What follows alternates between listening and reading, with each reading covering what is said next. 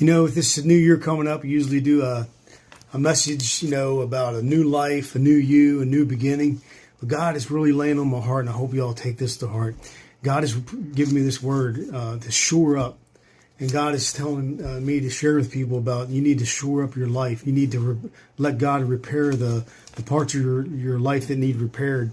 It is all throughout the Bible and Isaiah that he said one of the names of Jesus is the repairer of the breach. The repair of breach is a hole in a wall. It's something that the enemy can get through. And he's telling me and you, we need to repair those things in our life that we've let fallen down, and it is disrepair in our lives, and we need to let God take care of them. When it happened to Israel when they went into Babylon and came back, and here their temple and the walls are lying in ruins, and Ezra and Nehemiah come back and rebuilt the temple and the walls because they needed repaired. And a lot of us are lying in ruins. A lot of us are like Matthew 7. We build our lives on the rock. And when the winds and temptation come and all that, it says we withstand because we're on the rock. But the ones that are on the sand, great is their fall. But the problem is a lot of us have 1 foot on the rock and 1 foot in the world or on the sand. And when the winds come, boom, down we go, because you can't have them on both. You can't have the best of both worlds.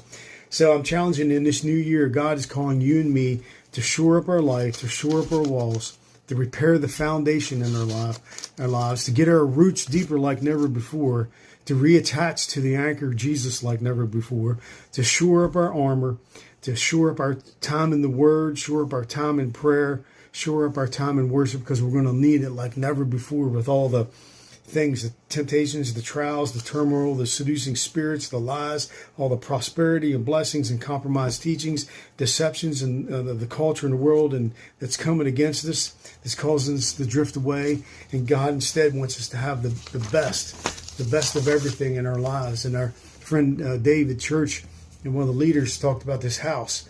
And it just kept them getting eroded from behind, even though it was on this high place like the shores of California. But it finally fell because of all the erosion.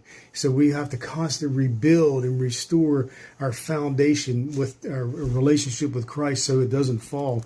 So be honest with ourselves and ask God to search your heart, to search your life, to see if there's any holes and breaches or erosion in your life so they can be repaired and restore. So in this new year, let God repair and renew and rebuild and restore and refresh and revive your relationship and renew your commitment to Christ like never before.